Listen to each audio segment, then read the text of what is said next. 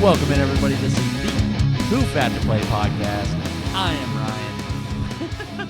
Good Lord, again. Do we want to? Let's just. Yeah, we're gonna. Eh. Here I am, fucking dancing. I'm vibing. I'm feeling myself. 3, 2, 1. Welcome in, everybody. This is the Too Fat to Play podcast. That is Ryan. I am Austin. We are here, week 1 in the books. What in the hell has happened? We're going to give you our takes. We're going to give you our ideas. But first things first, we need to talk to you about a good friend of ours. Oh, that good friend of ours. Let me tell you about him. They have this awesome place. It's got a bar inside of it. And they've got 3 golf simulators. They serve just ice cold beer. And wouldn't you know it, if you show up to their place on the coldest football game ever, I don't care what the records actually say, they're the most hospitable people in the world. I'm talking about Sticks Golf Lounge in Humboldt, Kansas. Once again, ladies and gentlemen, the Too Fat to Play podcast brought to you by Sticks Golf Lounge. Stop in, have a few drinks, play a couple rounds. Tell them Ryan and Austin sent you. They will not know what you're talking about, but god damn it, I love it if you guys would do that. Sticks Golf Lounge right there on the square. Stop in. Let them know that you love them, because we do. They still don't know who we are. Austin, week 1 was fucking crazy. 4 days of football. 5 days if, like me, you got a little too involved in the college football scene on Saturday, which I'm trying to do better as, like I've said before. But holy to quote Greeny today, what in the heck was that? God, we'll start where the season did with Chiefs Ravens. Obviously, you picked the Chiefs to win that game. I thought the Ravens were going to be. I thought the Ravens were probably going to be a little more hungry for that game. And we kind of talked about this Friday during the Packers and Eagles game. It was very evident, I'd say, halfway through the game, to me anyways, because I went to bed at halftime. I got to get up at 5 to make it to the gym by 6:30. That math doesn't math. I get it, and it doesn't look like I've been going to the gym, but I have. It's because I'm fat and I can't get out of bed. So I went to bed at half. I seen where it was going. It was going to be a close game. It was going to be a week 1 opener against the reigning Super Bowl champs. I'd say it's a rematch of the AFC Championship game from the year before. I would say neither of those teams got worse over the offseason. I would actually argue the exact opposite, like I have been all offseason. Not as high as I was on the Ravens coming into the season, especially after that game. Their offensive line still has troubles. Derrick Henry is not Derrick Henry. He is a run-of-the-mill good running back right now. He is not Derrick Henry of old. Not J.K. Dobbins. Or was it J.K. Dobbins? No, Dobbins is a Charger. That's what I thought, because he had a fucking awesome game. But the bad thing is I want to say Gus Edwards, but I think he's a Charger too. Moving on. Whoever their other running back is right now had a majority of the carries and looked good behind a non-existent offensive line. That was what caught my eye. Although the Chiefs didn't get home a ton. It's hard to get home against Lamar. When you have Lamar. Thank you. And, I mean, problematically for me on the defensive line is I watched back-to-back plays where their running back blocked Chris Jones successfully. The last 2 plays of the game, Chris Jones was one-on-one with a running back. I went back and rewatched highlights and caught stuff, because I seen that too. Where the fuck was my guy 6 months ago to try and do the same fucking thing? Nowhere to be found, obviously. Let's not get into that right now. So, with the Chiefs, I need another drink. You got one queued up. So, with the Chiefs, I'll admit I'm actually higher on the Chiefs coming out of this game than I was going in. Oh, I am too. But I'm also lower on the Ravens. Let me get there. I'll get there. So Before we get to the Ravens, I have something to say about the Chiefs. With the Chiefs, Juju Smith-Schuster looks like a piece of shit. Shocker. But I do think when that team's got Hollywood back, with the way Rashee Rice looked, Xavier Worthy, again, I'm not convinced he's going to be a great wide receiver. We don't know. He's going to be a really good weapon. He's going to make plays like he did. He is going to be what you thought Kadarius Toney was supposed to be. Exactly. And if he is only what we thought Kadarius Toney could be, he's doing great. If he gets to be wide receiver 3/weapon, great. Mm-hmm. And the run play, I'll admit, the run play impressed the fuck out of me. The receiving touchdown, busted coverage. It was fast fucking Debo Samuel is what that was. Yeah, that was fast impressive. Debo on the end around, which you had that with Tyreek. This is not the reincarnation of Tyreek Hill. The speed, maybe. I never thought I'd see that kind of speed again. Holy shit. Speed kills. I get that. The Raiders tried to do that for 30 fucking years. It got them nowhere.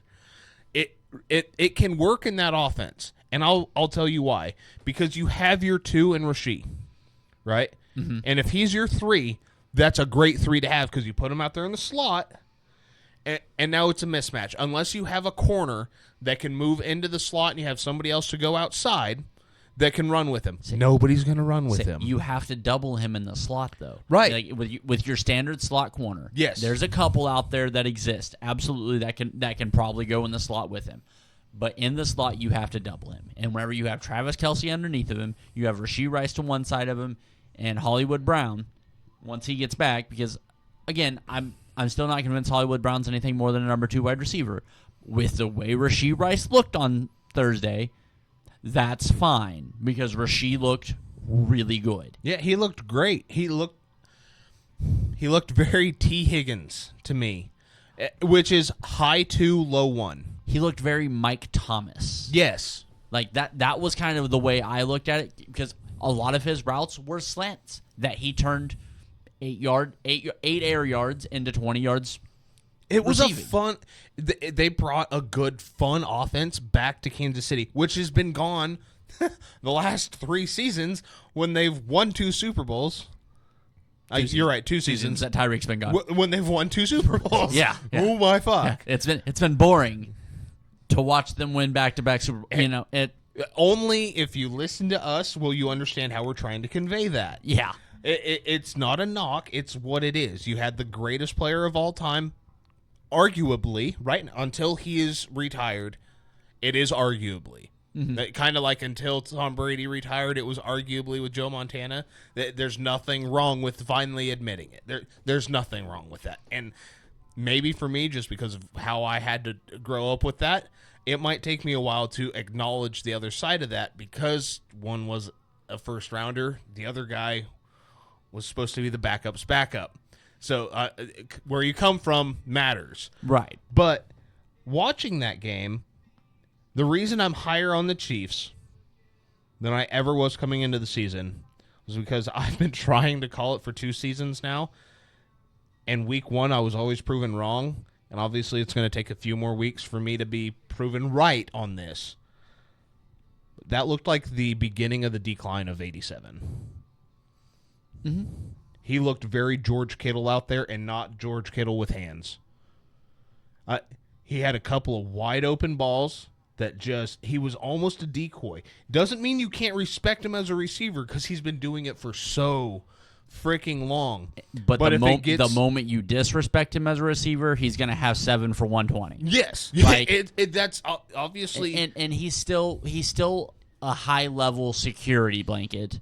Yes. For Patrick. Yeah. And having him on the field is literally priceless. Him being on the field until he Mark Andrews, like Mark Andrews has been doing for 2 seasons. Let's not act like Mark Andrews wasn't one of the greatest we've ever watched play the position. Isaiah Likely's time is now. No shit. But when watching that game, I couldn't smile necessarily. It wasn't a smirk, but it was kind of a, okay, if my team has to lose, it better be in the fucking divisional game because I can't lose to you guys in the Super Bowl again. But go get the third one and retire, big guy. Like that was very much. It wasn't. It's not. I'm trying to think of a tight end that we watched play way past his. Zach Ertz. I'll bring up Zach Ertz. Zach Ertz is still in the league. I know exactly. Exactly. I mean, so it's not watching him go out on top and then flounder across the league. I mean, every now and then you still see Zach Ertz streaking down the middle of the field going, oh, where the fuck did he get the football? I didn't know he could still catch it. I don't want that to be Travis Kelce, and I don't think Travis Kelce will let that be Travis Kelce. I also don't want to see him too far into being in a Chiefs uniform, a shell of himself. So this to me is his final. I can still contribute, maybe not like I have. There's not a lot of tight ends that can. I think a good year, if the Chiefs operate the way it appears they're going to try and operate, I think Travis Kelce with probably 60 balls, 800 yards. And I think that's. And I seen a stat last night that George Kittle had 1,027 yards last year. That was first amongst tight ends. I don't remember talking about George Kittle having those kinds of numbers last year. Yeah. He was still a 1,000-yard receiver. So we're already seeing that essentially beat. I think Travis Kelce was at 960 or something. Yeah, he was just under. He was just under him. But that's where we're getting to is we're getting to the point where Travis Kelce's out there and you have to put your best linebacker on him. Not because you think he's going to, but God forbid he does. Say you have to put your best linebacker on him in case Mahomes goes scramble mode. Right. Because there's Goes not a receiver. mode and he's able to bring it in because that was a thing Thursday that I didn't like was there were a couple he didn't go complete scramble mode but he got out of the pocket and I remember it was second quarter 4 or 5 minutes in and it was just a 7-yard dump off and it just hit him square in the hands and hit the turf. I'm used to that being 17 yards. Not because he run over somebody, because he somehow pushes somebody off that right leg. Because he does that little fucking spin move, and all of a sudden it's nothing but green grass. Exactly. And he kind of, when he's turned around and he didn't have the ball in his hand, you kind of seen it on the offense it's all right. I still trust you. You got to trust you a little bit more. It's not that he doesn't trust himself. Mm-hmm. It's that being him for the last damn near decade now. God, he's been in the league longer and shorter than what I remember. You know what I mean? It's probably he's the same age as Gronk. Exactly. So having Xavier Worthy to come in and be that 3 and the gadget that you wanted Kadarius Toney relieves that pressure. And off of him. I think because obviously the Chiefs signed Noah Gray to an extension right before that game. Teams don't do things unless it's for a reason. So they signed Gray, and then one of my favorite plays. I honestly don't think it was a completed pass. I'm not even sure there was forward gain on the play. The Chiefs came out in a set. Juju Smith-Schuster was out left. Xavier Worthy was inside of him. And then on the right side, the Chiefs had a bunches formation. Travis Kelce was the point of it. Noah Gray was on his inside. And Wiley was on his outside. He said, I don't remember what the outcome of that play was. I looked up and I went, oh shit. The Chiefs are 5 wide with 3 tight ends on one side of the field.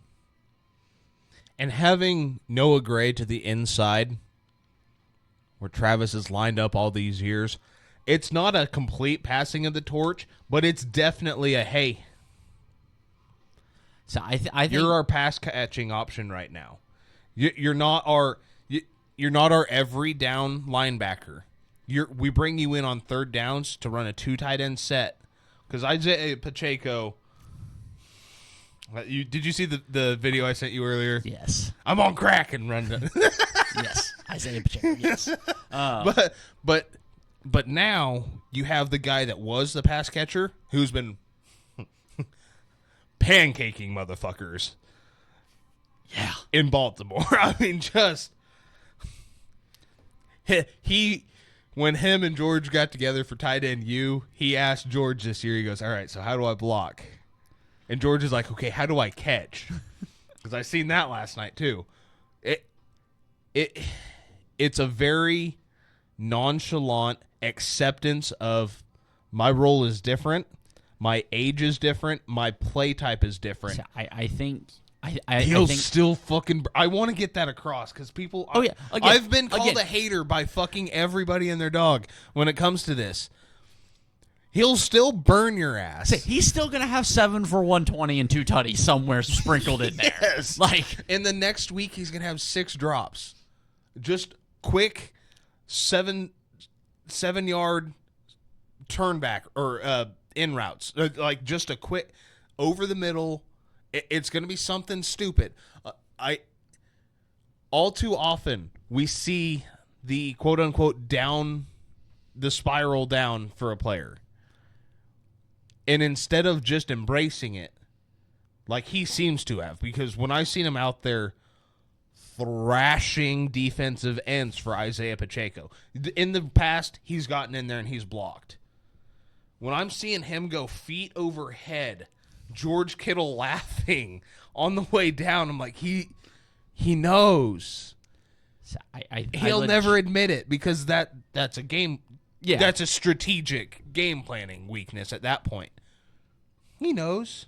You and I know. We watched the games, and did we see all the times not Danny Gray? Yeah, don't know where that name. That's a pull. I mean, he did just sign with Philadelphia today.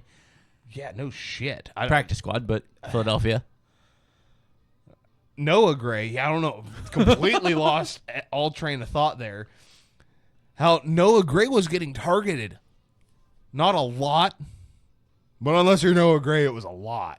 Yeah. Well, in the tight, it's nothing to be ashamed. It's obviously nothing to be ashamed of. These guys are out there playing a game, having 2 idiots talk about them on a fucking microphone across the nation. Yeah. Like there's a lot of idiots. It's not just us. So it was exciting because now I get to watch how are the Chiefs going to enter this new segment of their dynasty. Yeah. From somebody that wishes he appreciated the Patriots dynasty more for what it was, because you have to appreciate it while it's there. I get hating it, but you have to appreciate it. To this, and it's almost poetic because you had your tight end in his prime when your new quarterback comes in, and now you've got your new quarterback in his prime, and he's going to obviously play well past his prime because his prime is going to be fucking phenomenal. Yeah. But and we're still trying to figure out what primes for quarterbacks are. right, yeah. Tom Brady royally fucked that up for everybody. Tom Brady, Drew Brees, Aaron Rodgers. I mean, I don't know. Aaron Rodgers outside the pocket last night he looked very Drew Brees-esque. Now, in the pocket, that was fun. I will say that. No, that was all I had to say about the Chiefs was... with the whole Kelsey situation, I think this is setting up to okay, so I'm not out of pocket. No, I think the way he looked, and I mean, obviously, there's extenuating circumstances on everything. We don't know everything, but right, he could start just popping off game for game again, and the Chiefs are like, well, yeah, but he hasn't done that in now a year and to start the next one, right? But no, I legitimately think the end here, at least play wise, is going to look. I'm almost willing to bet this is it. Win or lose, I'm almost willing to bet this is it. Especially with his brother being out and having so much fun right now. Well, with his brother being out, with the podcast stuff, with the Taylor stuff, I think this is going to be a situation where we're going to see Travis is going to have game left when he steps away at the end of the season. What kind of game is it's going to be determined? His Jason had game left when he stepped away. I think those two boys realize what future lies ahead of them. Because, I mean, they get to step away. Travis Kelce will make more money doing a podcast this year than being being the greatest NFL tight end in the history of the game. Mm-hmm. He will make more money doing a podcast.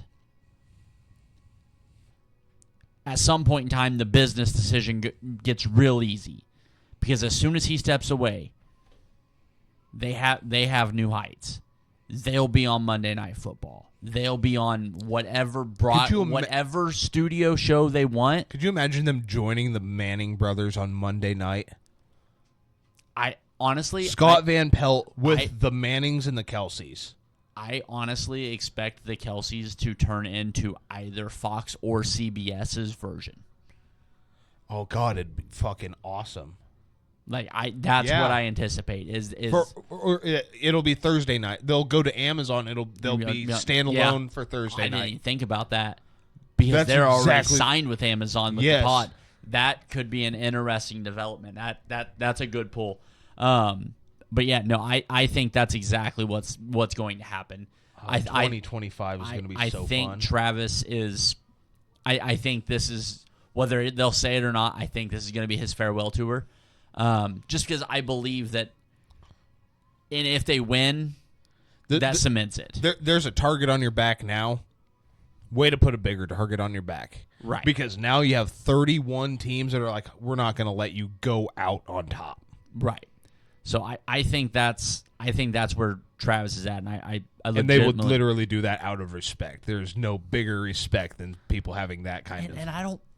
Travis isn't the guy. He's not going to want a farewell tour. That's not going to be him. No, he's going to leave that to Taylor, quite literally. So he's going to, if everything goes according to plan, he's going to get to the Super Bowl. He's going to hold that Lombardi one more time, and he goes, "I fought for my right to party." Yeah. Now it's your guys' turn. That'll be that. I think that's his plan for a retirement speech. I really do. But all right, so need to move on. I know. We're 30 minutes deep in this thing. Whatever it is. Let's touch real quick on Jordan Love. Hold on, there's things about the Ravens to get off my chest. What we talked about on Friday. I have ruled Team Carolina. I will rule out of the playoffs. I will rule out of the Super Bowl picture right here and now. At 0-1. For the number one overall pick, is it the New York Giants or is it the Carolina Panthers? I think it's the Carolina Panthers. I don't want to watch that game, but I'm going to have to put it on. I think the TV. Giants have a better quarterback. So, the Ravens. Lamar Jackson's one of the best players in the NFL. Hands down. I want to also state this: not a running back. Correct. Have we watched him throw the football? Does he prefer to run? Yes. When you're fast, Michael Vick. When he has to run, yeah, that's the guy I want running. When fast Michael Vick steps on the field, I expect him to run every now and then. But Lamar has proven that his issue remains the same. He can throw the ball all game long, right until he has to. When he has to, which is the dumbest shit, because it's the same wide open receivers against the same prevent defense. Because you have to play the same defense all game against Lamar. Yep. And when Lamar has to make a throw, we've seen what happens. The throw to Likely, yeah, it's on target. Unfortunately, when your foot lands out of bounds, you're out of bounds. But I will say, for the first time, I'm going to say that I'm removing the Ravens from Super Bowl contention.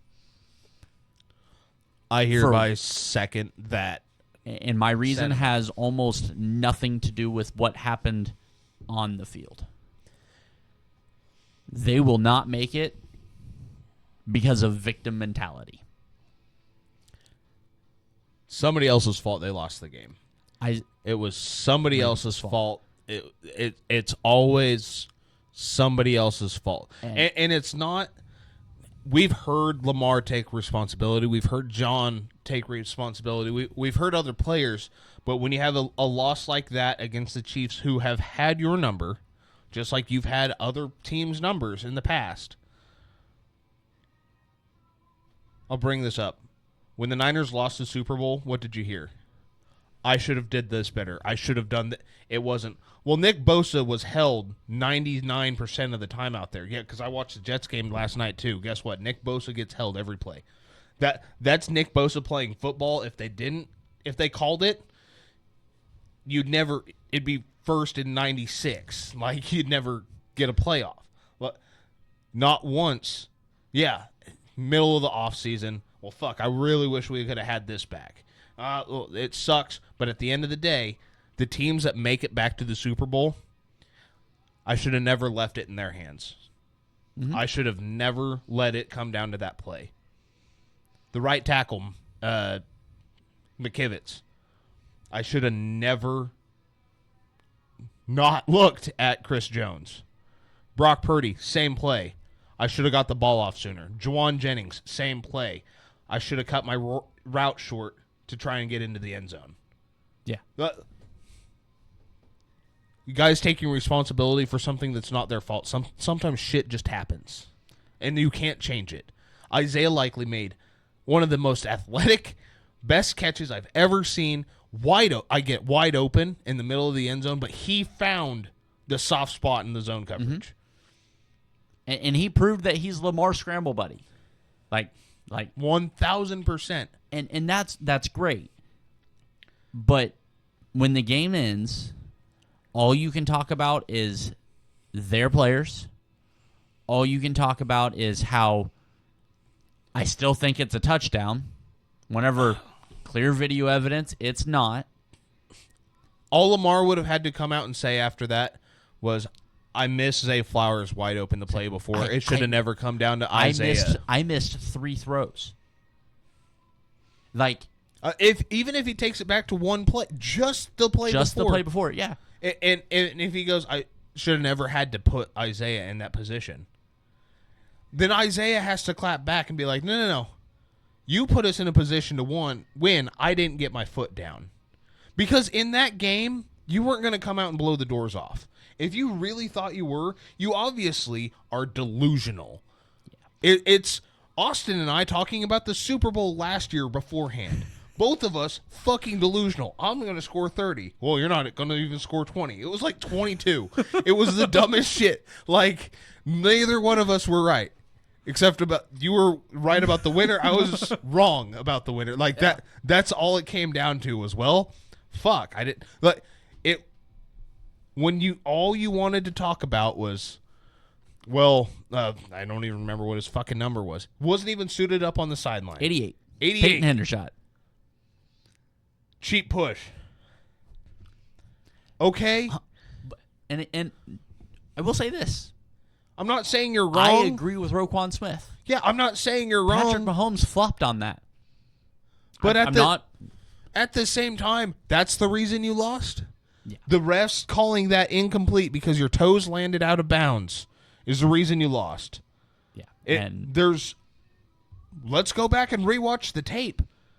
I can look at a dozen different plays as to why you lost. Take responsibility for it. Even if responsibility is like, dude, I don't want to talk about this. I'm here so I don't get fined, is a better answer. The argument you've heard for years and years is the game never comes down to one play.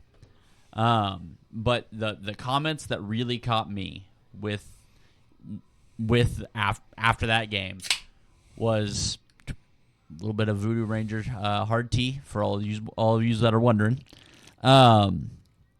Whenever Isaiah Likely said if that's the best they got, look out in the playoffs. In what world do you think Chiefs Week 1 is the best version of the Chiefs? The Chiefs weren't even good at playing football until the divisional round last year. Yeah, and even that was questionable. Yeah. Because it was Miami in -0. Like, it's like, What do you mean if that's the best? That's not even the best they've ever beaten you guys. That's not even the best you've watched them play. Hell, that's not even the best you've played. And this is a better team than he's ever played. So, yeah, I don't... The Ravens, I'm removing from Super Bowl contention. I think that's a God, they're going to make the playoffs? Yeah, they're going to make the playoffs. They're going to be a wild card team. Hell, they might still win that fucking division. I didn't see anything out of the other three teams to say other... The fact that the Steelers are leading that division? Oh, God, I can't wait to touch on that one. But, yeah, I have the Ravens removed from that. Like, to me, the Ravens are the Cowboys. Oh, God, that's perfect. That's where I have them. Oh, I never once put that. I love it. Absolutely love it. All right, moving on. Friday night. Friday night. Spent a lot of time on that game. We'll touch on this one. I'm just going to go ahead and say, really disappointed in the Packers and their play calling. Took you to that. 3 fucking quarters to start running the football, and what happened? What happened when you Josh started? Jacobs didn't get a touchdown. Well, that too. Cost me a leg parlay. You started fucking like winning, or at least attempting to, and every time it got into a third down situation, third and short, you're like, we're going to throw it deep. Quit trying to prove Jordan Love is a quarterback. You already paid him. You've paid him. Anybody that watches football watched last year, and Jordan Love started out slow. 32 teams this year started out hella slow. There's no need to rush into it, right? 31. The Saints looked really, really good for what we thought their ceiling was. Yeah, no, okay, you're right. I'll give you that. I'll succumb to that one. That one's... Why do you come out? The Niners did the same fucking thing last night, and we'll obviously talk about that later.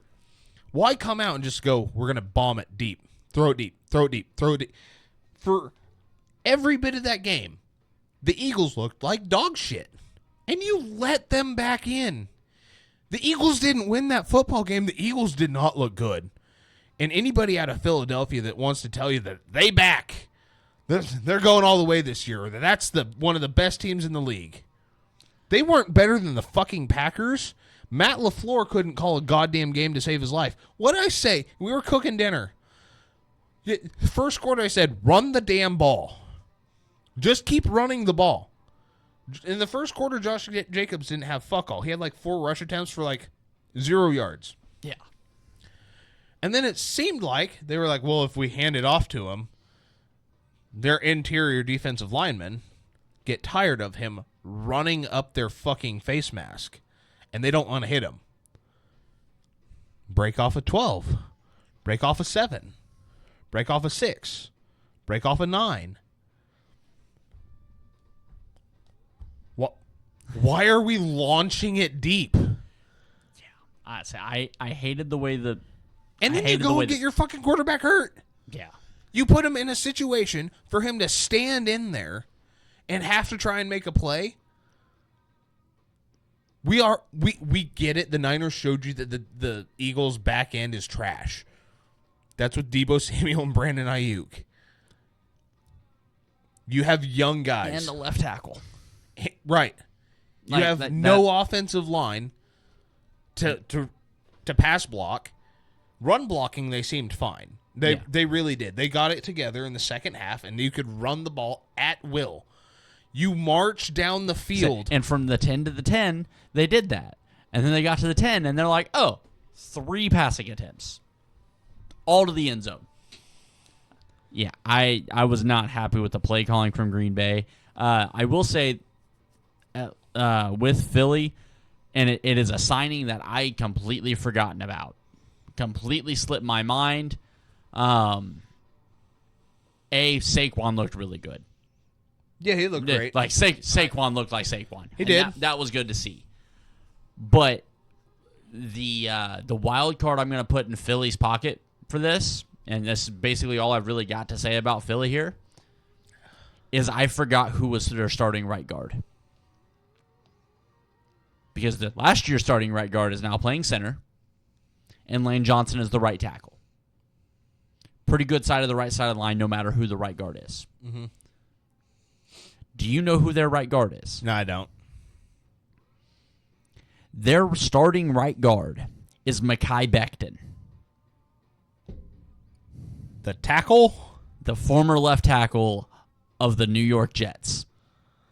Damn, that's a good... No, that's a good spot for him. He is their starting right guard. He is between Cam Jurgens and Lane Johnson on the right side of that line. The other side of that line, you have all pros. Good on them. But Their offensive line still looked aged and slow. they looked slow, but and it caught me a couple of runs where I was like, holy shit, that's a big motherfucker right guard. Yeah, and I then never it even... It clued in because I just caught him as he turned, and I was like, holy shit, I completely forgot. That's Mekhi Becton. Man, I hope he found a home.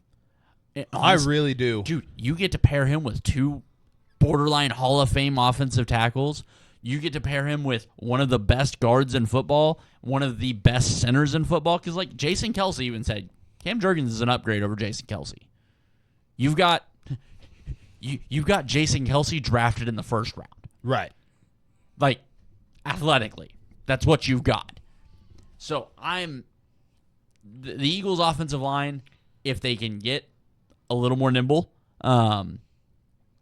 yeah, that Mekhi Becton signing, I was like, okay, all right, because you looked real good between those two. Fuck you guys, because I still don't understand how the Eagles do it. I don't get it. Pittsburgh, Atlanta. Holy shit, dude. All right. So I'll let you guys know. I was in 2 survivor pools. I picked Atlanta.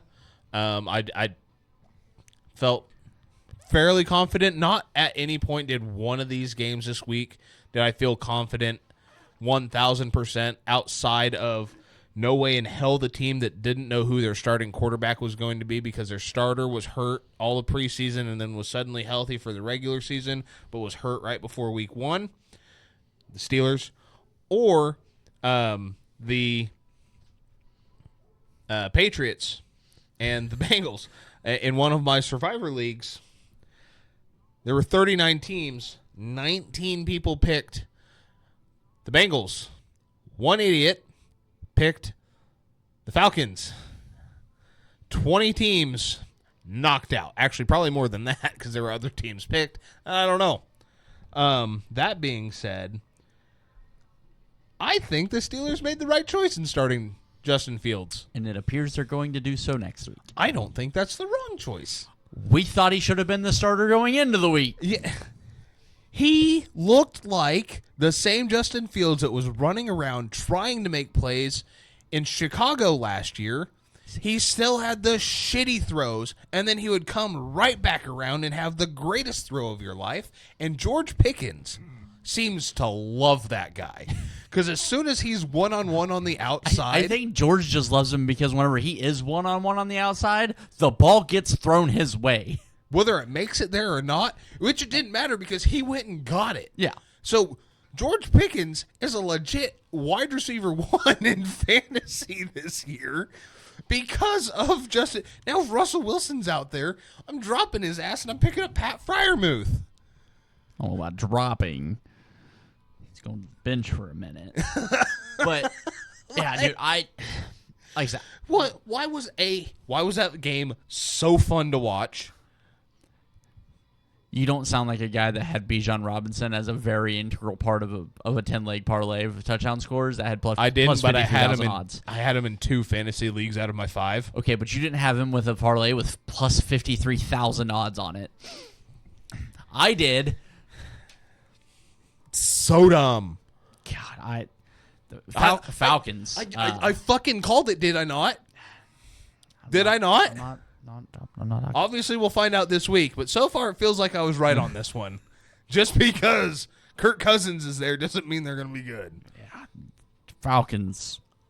God. Fuck, that's my synopsis. Buffalo and for those of you eats it. keeping track based off of last week, yeah, that means I'm 0-3 to this point. And Cardinals, Bills. I was looking right there for a while. Also, a very fun game to watch. That was a great game to fucking watch. Not that the Bills played bad, but the Cardinals played good. The Bills looked bad to start. Yeah. Oh, name me a team outside of New Orleans that didn't. Correct. But Josh Allen went Superman mode the right amount. Yes. He realized, because the Keon Coleman, who I'm still very high on, every now and then would just have a drop, which was kind of his not coming out of college.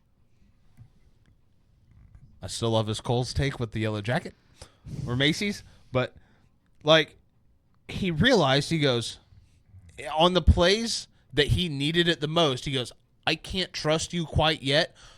We'll come back to you on first down. And they did. They went right back to it on first down. But on 3rd and 7,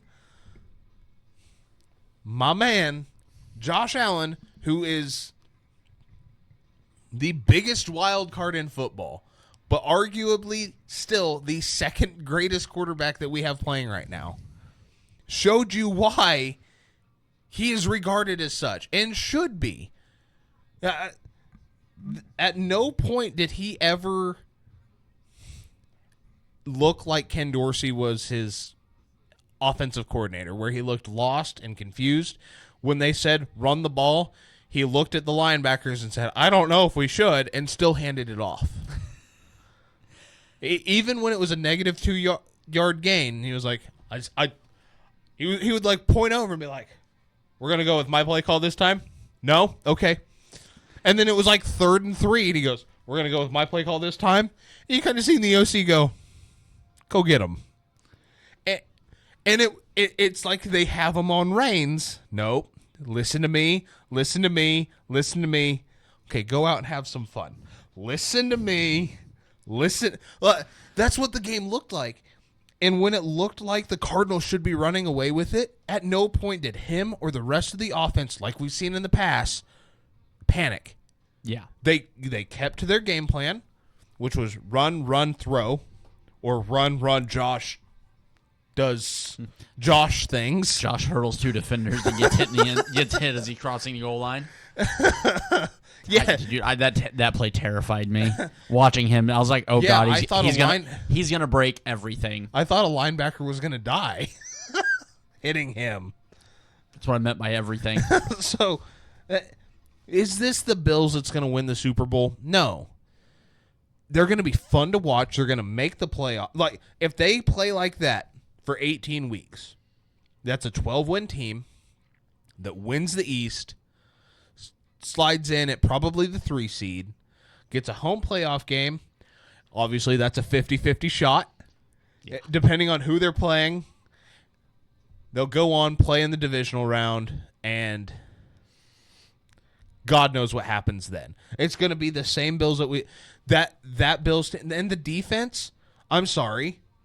I've watched my defense get picked apart by Kyler Murray, so I'm not putting any weight into anything that any defense does against him because he's 4 foot flat and he runs a 3-second 100 and he's got a little bit of a cannon on that right arm, and even though he can't see over the offensive lineman, he still finds the guy in the end zone.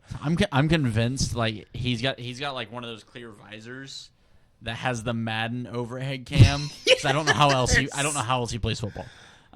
So I can't blame their defense for allowing him to throw or run all over him.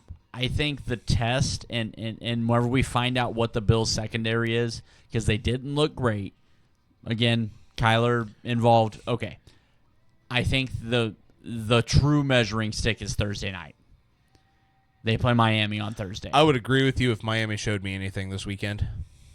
I agree with that. Like I didn't think Miami looked good outside of their speed. Tua looked like dog shit. Tua looked terrible. Tua didn't look like Kyler. Right. No, I agree. But whenever you get up into a team that has, I understand the Cardinals have weapons. I understand the Cardinals.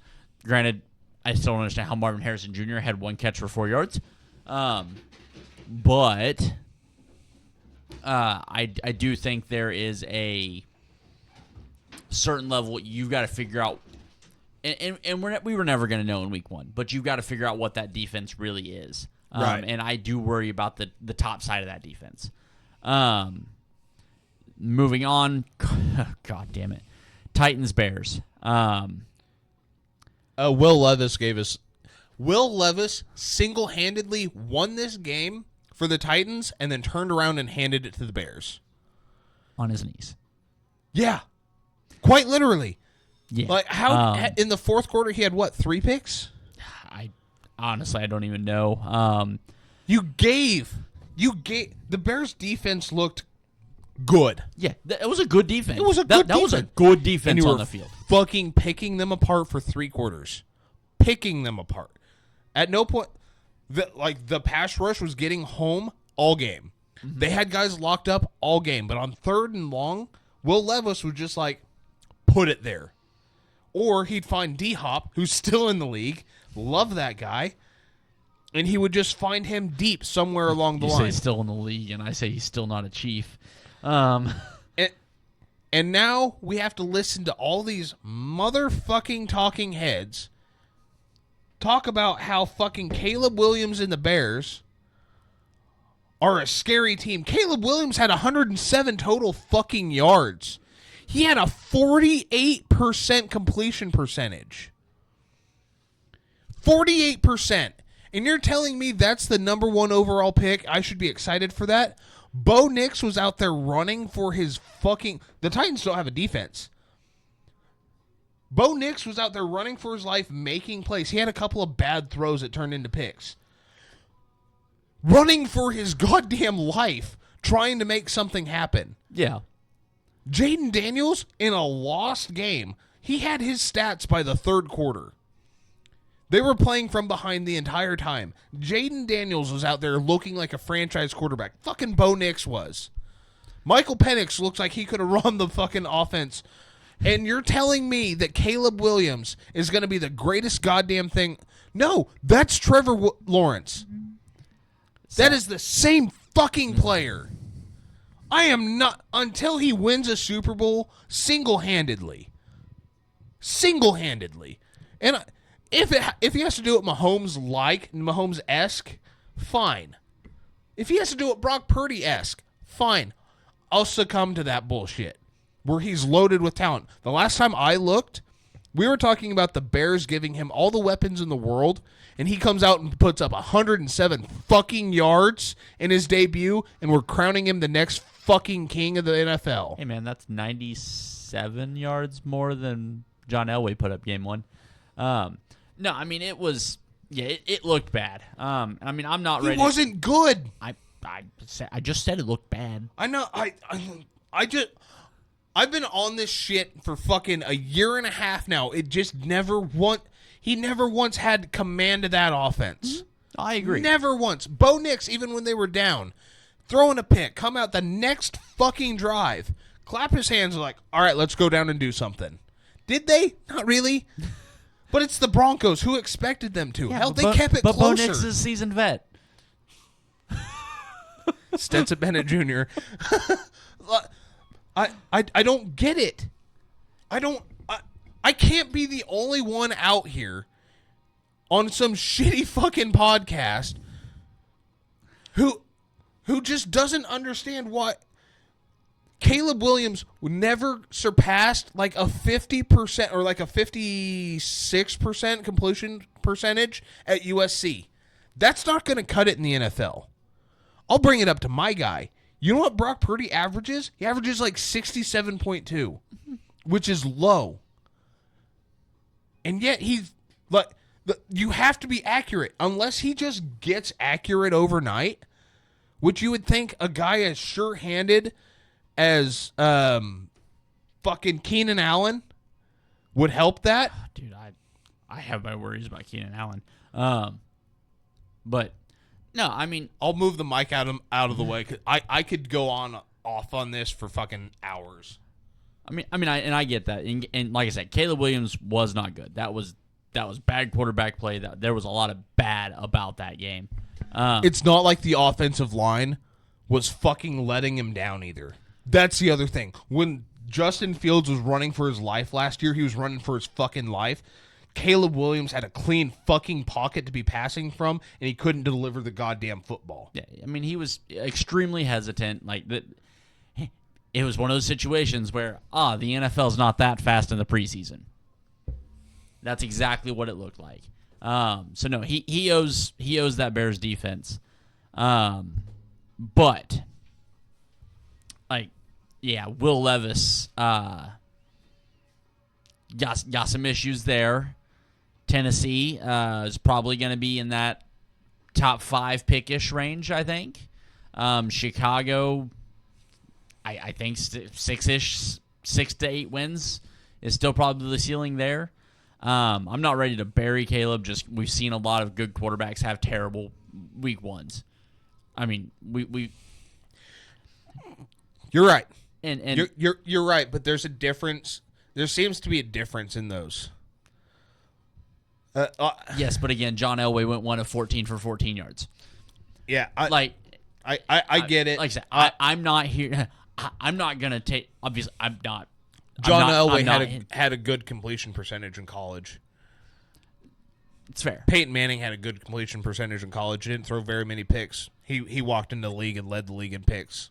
Yeah, like I say, I'm not ready. This is a reoccurring issue with Caleb. Yeah, this is 4 years.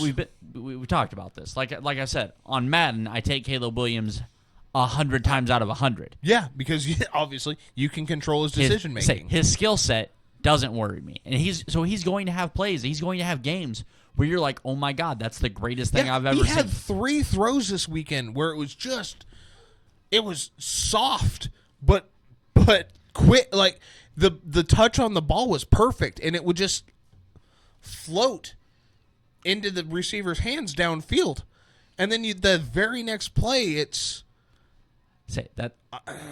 The bad thing is I think Caleb's closest direct comparison at this point is currently playing in the league, and he's a guy that we fucking salivated over at points this week. He's Anthony Richardson. Anthony Richardson's obviously bigger, huge. My argument against that is Anthony Richardson's more raw. I'll agree. If we're gonna call him Anthony Richardson, Anthony Richardson his ceiling would be so much higher than what Caleb Williams would be, because coming out, Caleb Williams was supposed to be Patrick Mahomes. Yeah. We remember that, right? Absolutely. And the Colts were criticized for taking Anthony Richardson. I agree. Yeah. No argument there. But what we've seen, numbers to numbers, play to play, they are the same guy. Because they both Anthony Richardson had the throw of the fucking weekend. Yes. Off of his knees. Quite literally. Like stumbled, him got and up CJ. and fucking nuked it 60 yards through the air downfield. Throw of the weekend. He completed 58% of his passes. 10% higher than Caleb did. Caleb had 40. Caleb 48. was what, 10 of 20. The only reason I know it was 48% was because Colin Cowherd had that stat on his show. Gotcha. And like I said, it's it is what it is, and we're gonna find out. That's the great thing about this game. Well, we're gonna find out, but yeah, we don't look wrong so far. And the other thing and I'm going to defend Anthony Richardson. He was out all season. Mm-hmm. All season last season. And he started out the same way. Anthony Richardson is what Trey Lance was supposed to be. Raw, super talented, super athletic, going to make some stupid mistakes, not going to be able to get the ball there or overthrow. We've seen his cannon. He's got an absolute cannon. He was overthrowing the same rookie and underthrowing the exact opposite rookie. Yep. He flips that. He's got 4 more touchdowns against Houston. And Houston then gets more opportunities to score, and we have the greatest game ever. Yeah. That's going to be such a fun have rivalry. no issues with what I'm seeing out of there, because from what we knew in college, yeah, I mean, and maybe it's just my perception of Caleb Williams that's got me so fucking worked up about this. If Caleb would have come in as a project, as the Anthony Richardson type, then if Caleb Williams walks into the league not demanding, acquainted not demanding ownership stake in the fucking team that he's about to get drafted Never to. demanded ownership. You're right. His dad did. His agent. But no, if he's not appointed Patrick Mahomes walking into the league, it's different. Yeah, Like, because we set our expectations based off of that. Yeah. Obviously, my expectations are being met. This is exactly where I expected him to be. But I'm sick and tired of being told that I'm wrong when I have stats to prove that I'm right. You know what I mean? I get it. Because we're sitting here. Obviously, we love doing this every week, and I hate bringing this up. But we're sitting here in this studio that I built with whatever the case is, and outside of the 20 people that listen to us semi-regularly, everybody else is sitting there literally thinking that Caleb Williams is the greatest thing ever, when statistically he wasn't as good as Anthony Richardson, and you and I watched that game against C.J. Stroud, where C.J. literally threw off of his knees. Anthony got up and was trying to get to his feet. Two of the, outside of Mahomes in the Super Bowl against Tampa Bay, two of the greatest throws I've ever seen in my entire life. Again, that's going to be a really fun rivalry to watch. Yes, and it's only going to get better. Yeah. Because unlike the Bears, I do feel that the Colts have pieces in place to teach Anthony Richardson, hey, this is where we... That Anthony Richardson I don't know that it's so much they have pieces in place. I feel they have a quarterback that's willing to learn. Well, it feels very much Josh Allen. Mm-hmm. But again, I think a lot of that boils down. You have a Being quarterback as that's humble, willing to yes. learn. Because Jamarcus Russell had all the talent in the world. Couldn't have hit the broadside of a barn with a rocket launcher, but had all the talent in the world. Couldn't hit water if he fell out of a boat. Yeah. So that's where I'm gonna. When you have somebody that, if he can be teachable, that's one thing. If he can't be teachable, that's the problem. Pats and Bengals. The Bengals look, obviously, offense is going to be the same as it's been for 5 years now. It's going to take week 3 before they start firing off. They started slow. They always, I don't know what it is. The beginning of the season, the Bengals look fucking terrible. It takes 3 weeks. The defense is an issue. Yeah, that defense. The defense is why I picked them to not make the playoffs. Because that defense is bad. It's bad. Obviously, not bad enough to give up a touchdown to the Patriots. 6 field goals, but no touchdowns. But I also would like to say the Patriots don't feel like a good team. They feel like a well-coached team. They feel very Houston. It's a defensive head coach. They feel very Houston. Like they have a sense of direction. We know what we need to do. We know what players we need to get in there. And they just didn't have the draft capital this year to do what Houston did in DeMeco Ryans. Right. DeMeco Ryans had a 1 in a billion shot to hit on a quarterback, hit on a defensive pass rusher, nailed them both. God, look at them go. Yeah. I will. The Patriots, like I said, Jacoby Brissett, we know what that guy is. Those wide receivers, we know what those guys are. Mm-hmm. That offensive line, we know what it is. Actually, I don't know if we do because they look bad defense. They held their own. They did. They shouldn't have been able to fucking stop a nosebleed, and they did a little bit more than that. Yeah, and to give the Bengals, man, I have my concerns about them. I've said it. I'll keep saying it. But that defense is going to be a problem. That offense, I believe, will get going. The one thing that did catch my eye, and I saw a video on it shortly before we started recording, Joe Burrow is doing a lot of flexing of that right wrist.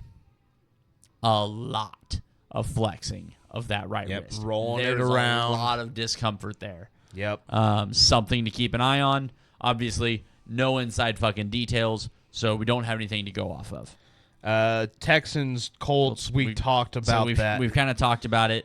We could go for an hour on that game. I will say the Texans offense with C.J. Stroud, that was an interesting way. I don't know if you saw the stat.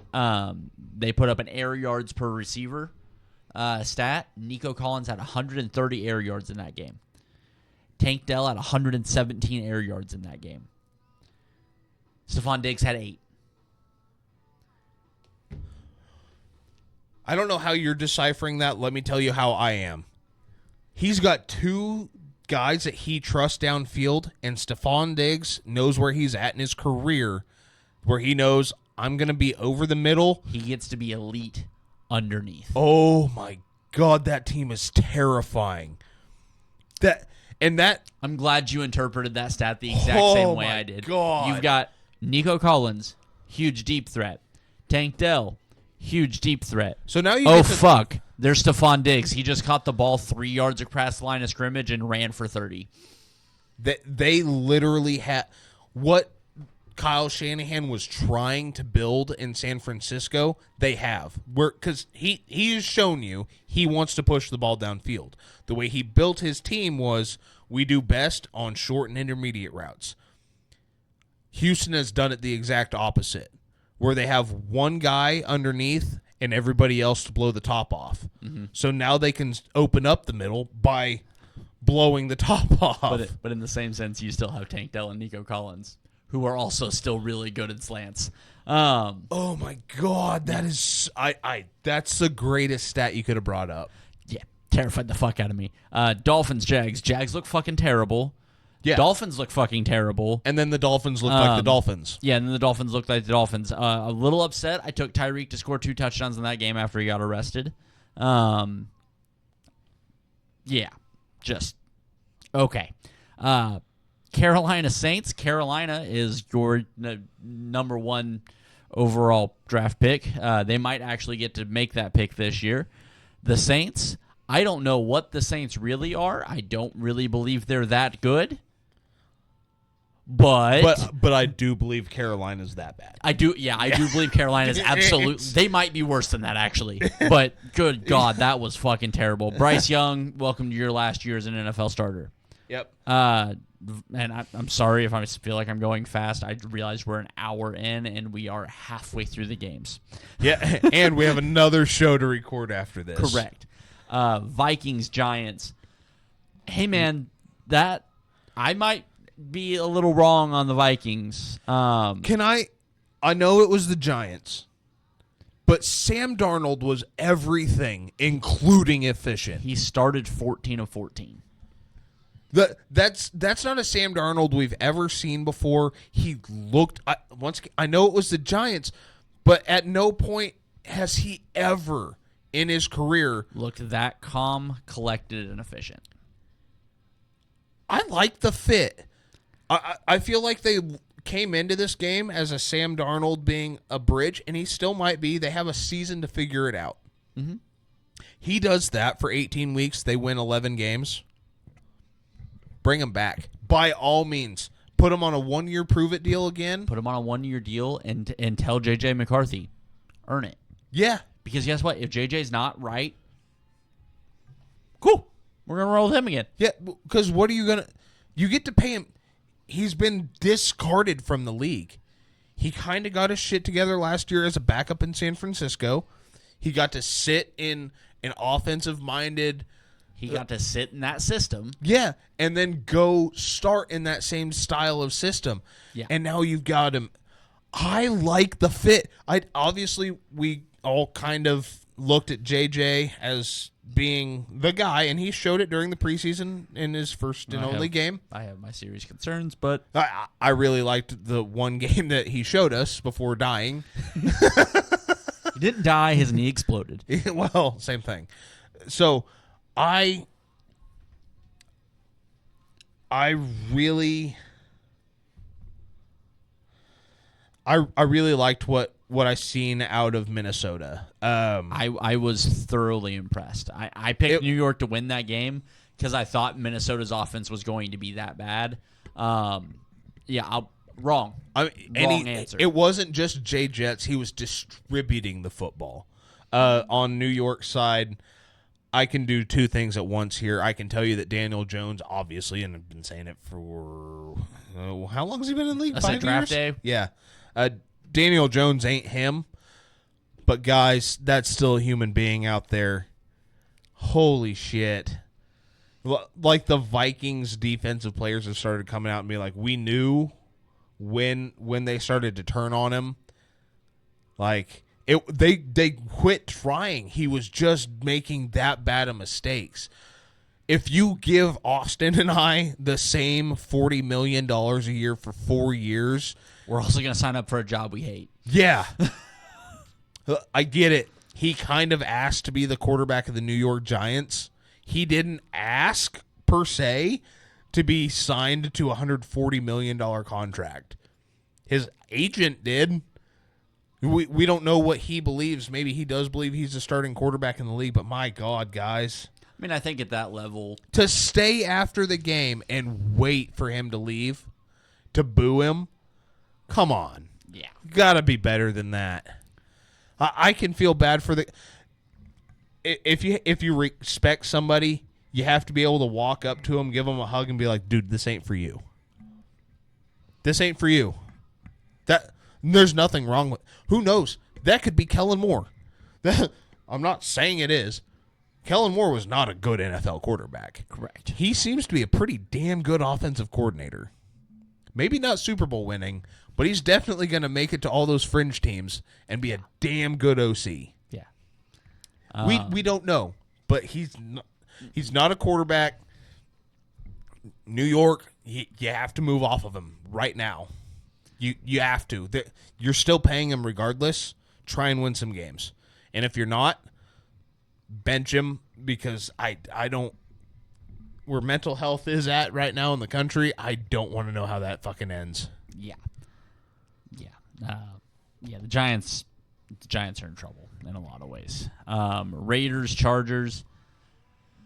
The Raiders had the issue that I was worried about them having. Gardner Minshew didn't look great. That offense didn't look great. The Chargers really also didn't look great. That game was kind of...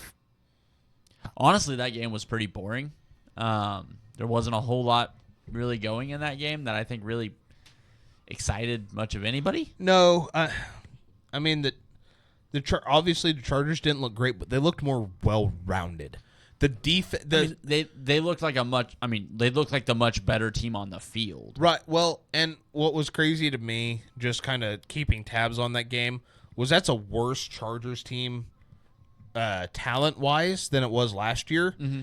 And they played last year. They lost that game.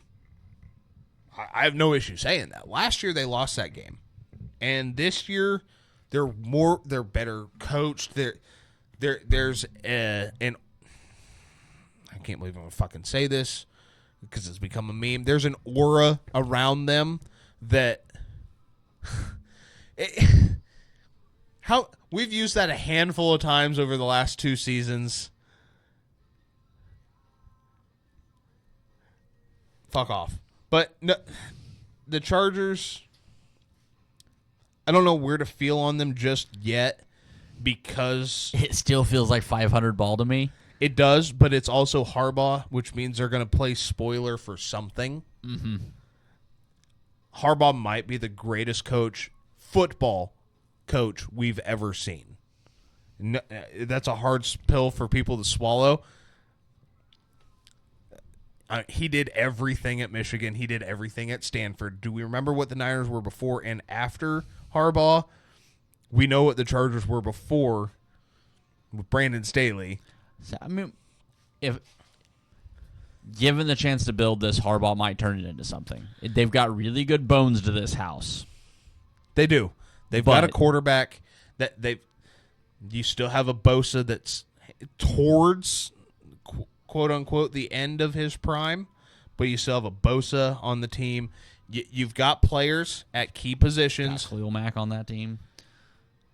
Derwin James on the back end. Like, you've got the right positions with the right veterans.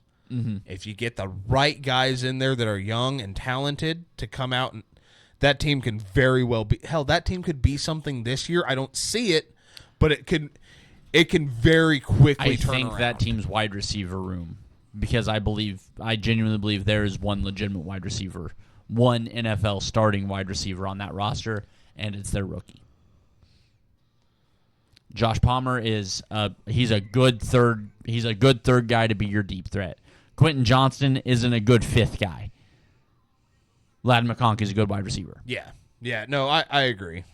Denver, Seattle, that game was fun. Kind of talked about it already. So you've talked on a little bit. Seattle did not look good. Does not look great. They are. I'm definitely gonna put the Rams finishing over them now. But I liked what I seen out of Bo Nix. He had, what was it, 180 something yards, something like that. He either had just eclipsed. Yeah, he just was about to eclipse 200 yards, and he did have a bad pick.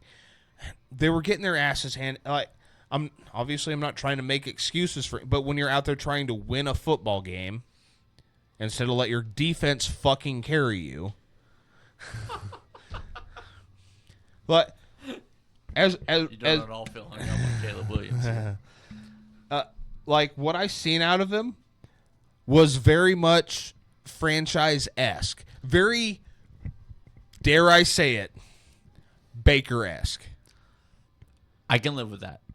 I can live with which I hate hate that's what I'm coming around to. Obviously, we learn, we live, we evolve, we whatever the case may be. We drink. Live, laugh, love.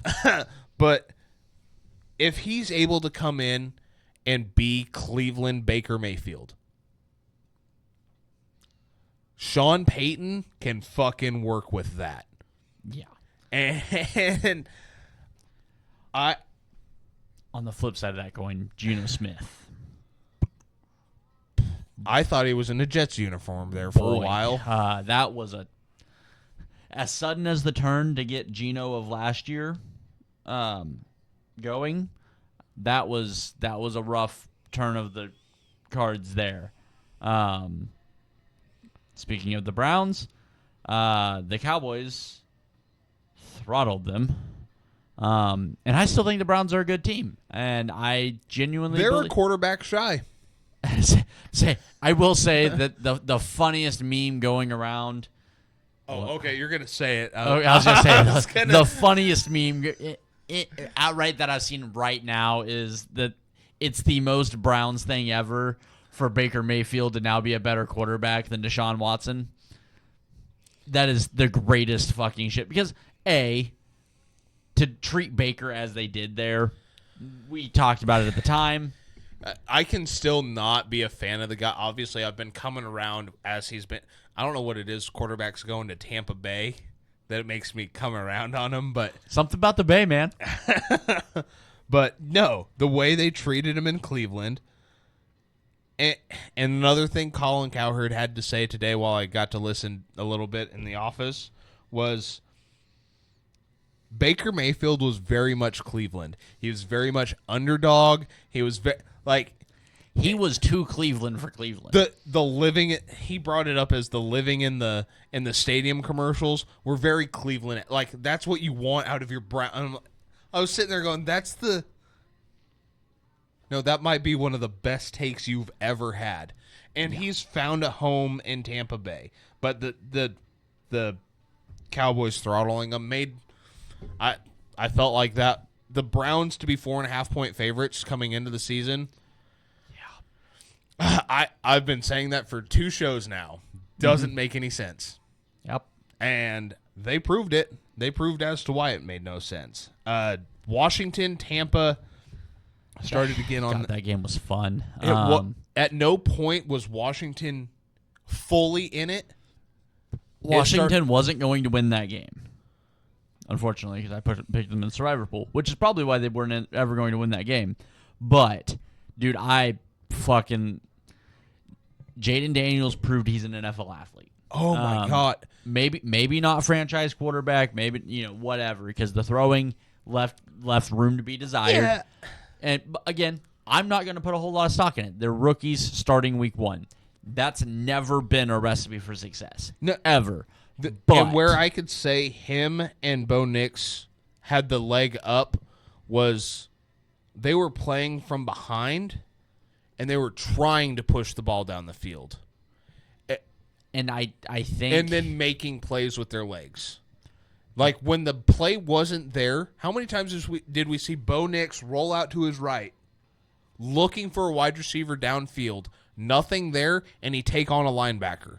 How many times did we see Jaden Daniels, and we discussed this during game time because you did end up coming over in that late slate. My left eye is itchy. You came over in that late slate, and I said if he would just make the rest of his reads, but it seemed 1 read, 2 read, run. Yep. They had a very Josh Allen, Cam Newton, Lamar Jackson-esque game plan, which I think works for him right now. Right. He is not. He's almost there. He's not as refined in the passing, which is fine. That boy just needs some polish. Yeah, I loved what I seen. He stood in when he needed to. I don't know how many times he stood in the pocket and tried to make his reads. And you could kind of see when on third downs, he'd do that. And his offensive coordinator's like, hey, we're trying to win a game here. 1-2 run. 1-2. And then the second half, it was 1-2 go. If 1 and 2 aren't there, go. That's why Terry McLaurin didn't have dog shit. Yeah. Because he wasn't able to get the separation. And even when Sam Howell, who's a little bit of a gunslinger from last year, would have him open or dead to rights, as we would know him, Jaden's not comfortable making that throw just yet. Mm-hmm. That's fine. It takes a little bit of confidence to pipe that ball in there. And that's not what he had to do at LSU. It's not what he's used to. God forbid he develops that, which I truly believe he will.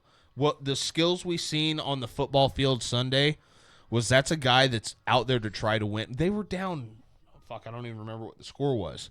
Way too much to come back from. And he's still out like Brock Purdy on Thanksgiving night against or Christmas Eve night against the Ravens. Mm-hmm. 4 interceptions out there trying to push the ball down the field. Give it up, give the arm a rest, hand the ball off, make it to next week. He didn't seem to have that in him. And I loved it. It was a fun game. At no point did you or I look at each other and go, I think Washington's going to win this game. It was very evident early. Yeah. That Baker was especially that pass to Mike Evans was right over the shoulder. How is Mike Evans still a fucking cheat code? How? How is he still? Why isn't he a Chief?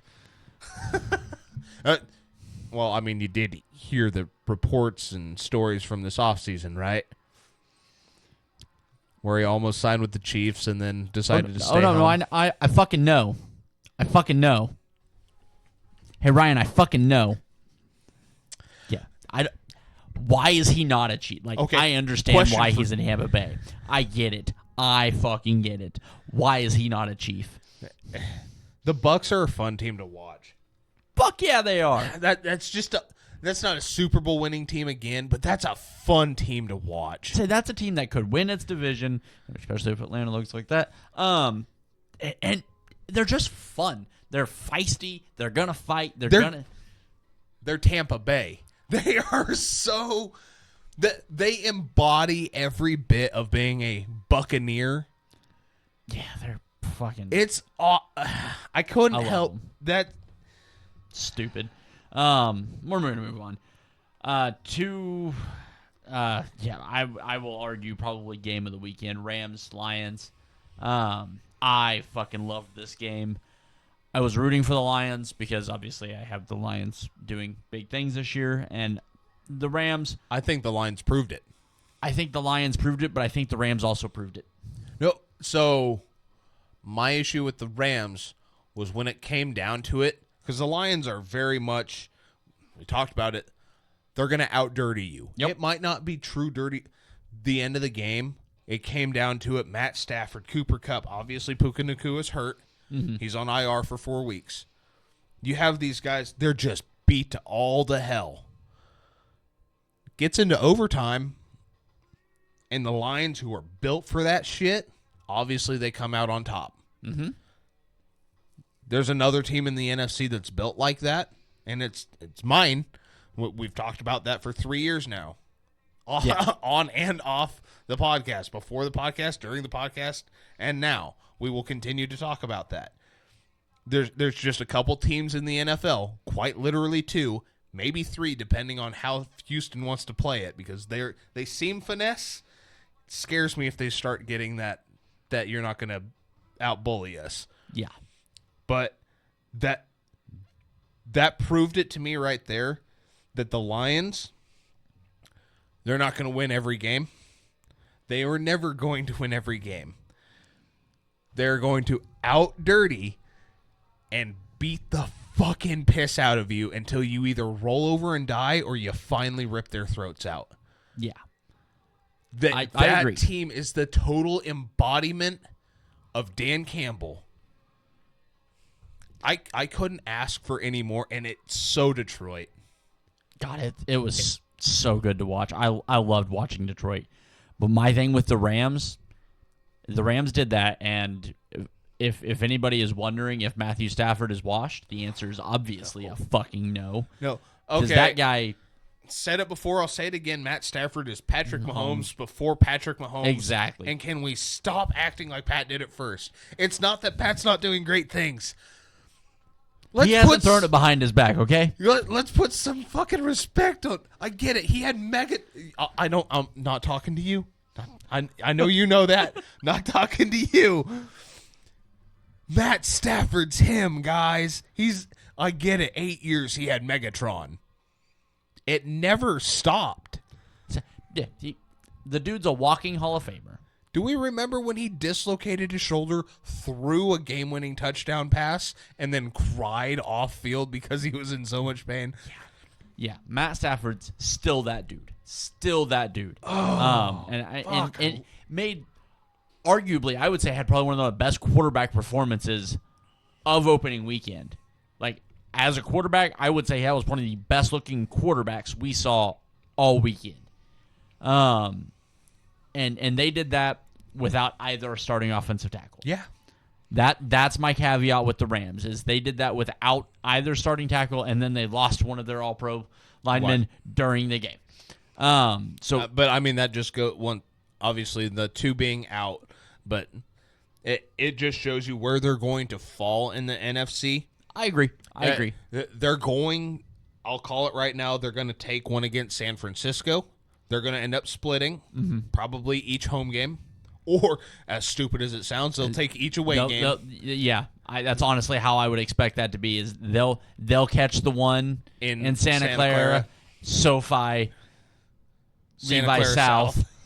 The Niners will win. 100%. But I could see that. But come playoff time, when Christian McCaffrey and Jordan Mason are both running the football, and you can sprinkle in some Deebo Samuel running the football, and I'm going to run right. Brandon Ayuk doesn't look quite that rusty. Yeah, no shit. And you can, or even if they catch the Lions first, like they're not going to beat the Lions twice, let alone once. The Lions have already told you, we're going to out-physical you, and now they know. They go, so to beat the Rams, Dan Campbell's a smart guy. God, I remember one of our first shows making fun of him, and now if we could just get him on. I love that guy. I know. God, I feel I feel bad, but I don't, because opinions have to change. But the It's called growth. Right. The Lions, see them again. They're going to set David Montgomery and Jahmyr Gibbs both in the backfield and just direct snap it to them until the linebackers don't get up off the ground. And then from there, Jared Goff's just going to start picking them up. That's he did all. Not look great. He didn't, but he didn't have to. That was the other thing. Agreed. God forbid they start getting the wide receiver Sam Laporta running in the passing game. That game looks totally different. I mean, Jameson Williams was running the whole damn time on my fantasy bench on both leagues. Jets Niners. This looked worse than it was. Yes. I mean, the Jets didn't look great, and I think that has more to say about the Niners than it does about the Jets. Aaron Rodgers had plays where it's like, you didn't play all preseason. Well, you can't let him. Sorry, you have to get him outside the pocket.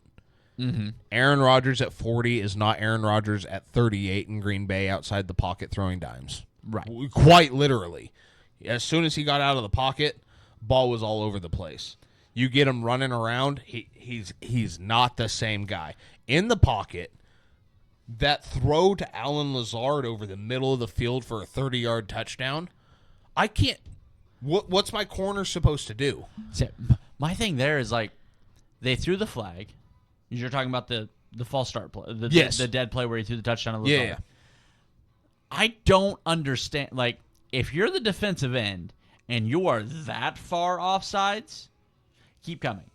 Yeah. Like, just run to the quarterback And stand in front of him. and just bear hug him. Don't hit him. Don't run him over. Just go over there, pick him up, grab the pillow off the sidelines, lay him down, tuck him in with the blankie, and take the 10. and you take. Or I your guess 5 that'd be. You take the 5-yard penalty. Well, I mean, if he touches another player, wouldn't that be technically a personal foul? I don't know. I think it's still offsides. Because technically, I mean, if you touch an offensive lineman, it's just encroachment. That's true. Yeah. No, But if you are 4 yards off the ball, walk in and front Trent of, Williams still hasn't moved. play quarterback and Yeah, bat the just- ball down. Just like I said, just go over there, grab the quarterback, pick him up, give him a kiss on the forehead, lay him down. Don't hit him. Don't hurt him. Don't do anything stupid. But if you're that far offsides, don't fucking stop. Just keep going. We were told many times, if you're going to fuck up playing the drums, fuck up loudly. If you're going to be 5 yards off the ball when it's snapped, go. And this doesn't apply for every quarterback. I'll go ahead and say that. But there's a certain few amount of quarterbacks. We'll go through a short list. Peyton Manning, Aaron Rodgers, Tom Brady, Patrick Mahomes, Matthew Stafford. You don't give a fucking free play to.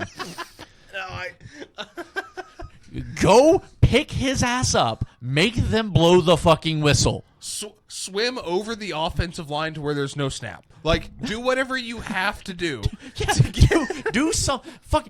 Shove the offensive tackle. Hit. I don't care. Do something. Hit where- a ref. Just don't give these mother. You are playing a Hall of Fame quarterback, one of the greatest throwers of the football of all time. Don't give him a free play. Kick the lineman in the fucking dick. Whatever it takes. Just make sure that motherfucker look at the ref and go, blow the whistle. Threaten the referee. Dude, Something. Do not give him a free play, man. Like, whenever he came off, I was like, and then they snapped the ball. I was like, well, that's because he started to go back. I started walking back. Like, what are you doing? You're A, going to give him a free play, and B, you're going to start walking back. You're going to start walking backwards. You had Trent Williams in front of you. You're not getting around him anyhow. But now you're going to give yourself a 5 fucking yard head start and then turn your back to him? No, I Just completely don't. agree. And do me a favor. Throw all of this fucking advice out the window when you're playing Kansas City. But if you're going to be 5 yards off the ball, Just give up Just- the 10. just go get the fucking 5-yard penalty. Go smoke the quarterback. Give up 15. Get ejected. It's going to end better for you. So true. I was like, oh, that's clearly getting. Oh, God, they're letting it. Oh, God, that's. They let that go? Why'd you turn around? Like, what? No, you can't. You can't give those guys a free play and take the play off. Yeah, no, Like, Yeah, there were 10 men on the field for the defense right there. Your defensive end against Trent Williams, might I add, just throwing that in there. It wasn't I realized, Trent. It was No, it was the left side. Or Yeah. I guess, it's the Jets left side. Jets, Whatever. yeah. Whoever the fuck their left tackle Used is. to be Mekhi Becton. Yeah. Anyhow, but when you are again behind him, like you're patting his ass on the way by, and then you stop and go, "Oops, my bad, homie," and turn. What? You know Aaron Rodgers has seen you.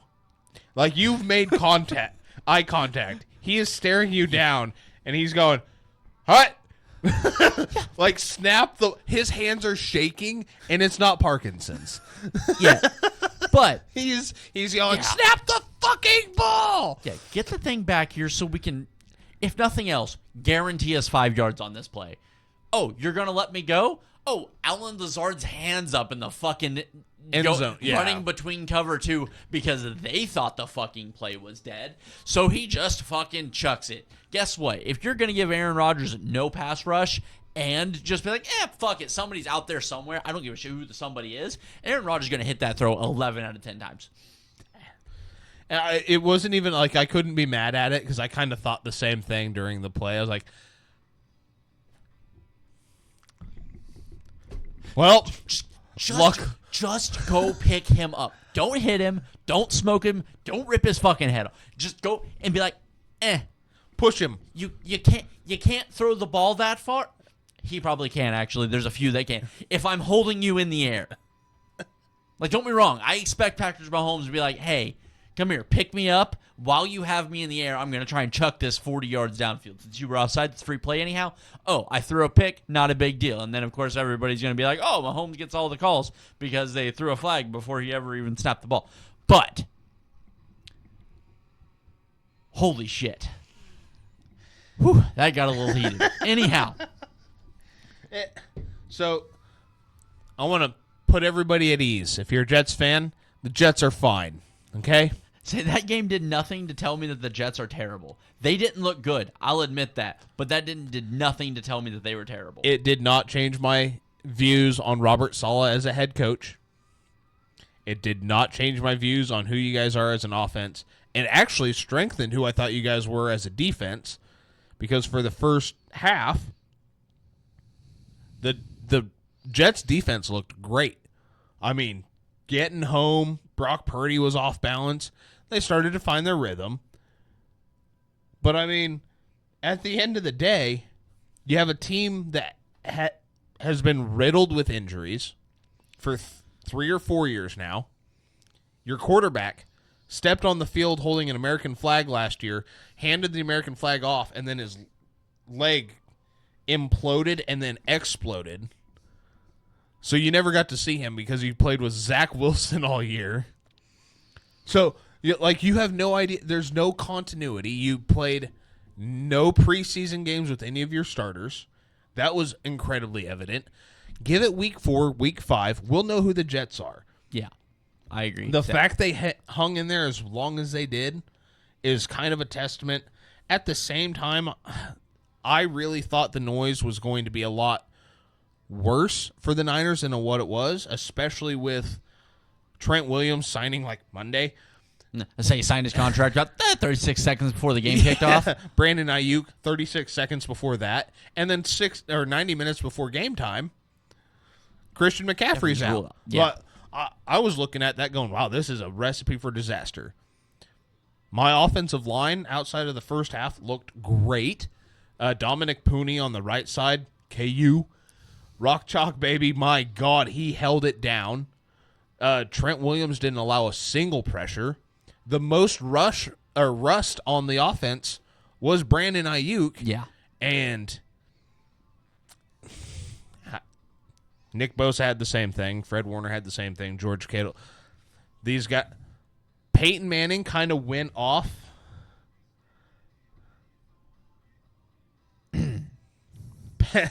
Peyton Manning kind of went off during the Monday night. He goes, hey, did you see what his comments on that? Mm-mm. He's essentially, he said, this is why you sign your contracts early in the offseason so that you can make it to training camp and not miss these balls. Yeah. Because I don't know how much more perfect Brandon Ayuk wanted that throw to the back of the end zone. Yeah. Because he set it in his hands. Yeah. And there were a couple of them where just on an out route or a comeback where he threw it to Ayuk, and Ayuk was there, and he was open, and it hit him in the face. He's going to figure it out. It's going to take him a couple of weeks. I fully expect that. I fully expect that. Fortunately, I have Brandon Ayuk, or not Brandon, Deebo Samuel, George Kittle out there looking like Travis Kelce. He caught like 3 balls for, obviously that's not a lot, but he's out there catching passes. The Niners offense, once it started going, it looked more potent than it has in a while, and that was without CMC. And then Jordan Mason. My God. Boy, you just pissed off a lot of fantasy owners. Oh, fuck those guys. No, I'm not. I'm one of them. I know.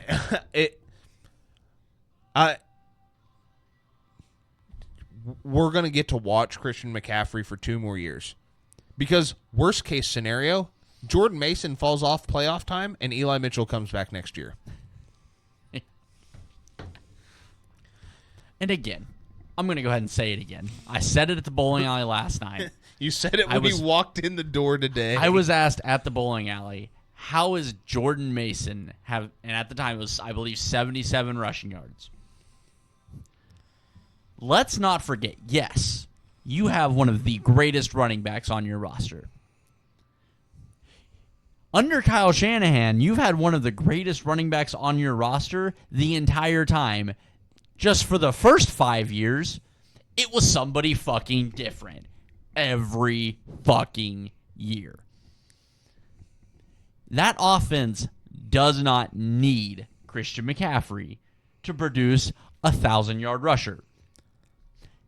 Christian McCaffrey is just the epitome of what that running back should be in a perfect world. Like that's the thing with Christian. He fits that system. He fits that play calling so fucking well.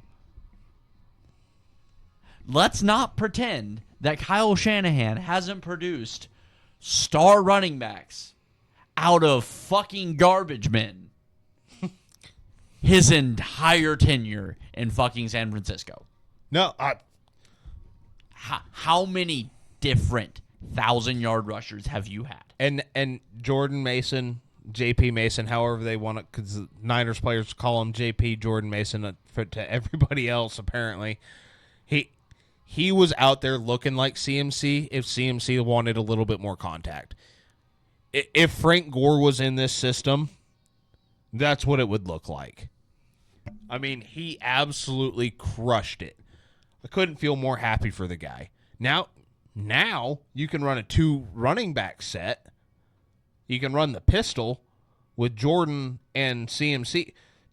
Brock Purdy threw to Jordan a couple times last night for good gains. I mean, it proved, because everybody thought that offense was dependent on CMC.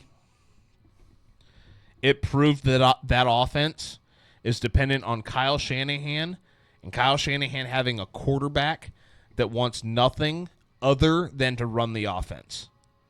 And he's got it. Brock Purdy might not be valuable to 31 other teams. I'm going to make the case that Brock Purdy is the most important piece to that offense. Brock Purdy is exactly what that offense needs. He's just mobile enough that if he needs to make something happen with his legs, he can. He's accurate. He didn't really show that a lot last night. He was only like 19 to 29 or something like that. But we also seen what a couple of those drops were, or misses were, dropped right in the hands of a wide receiver in the end zone.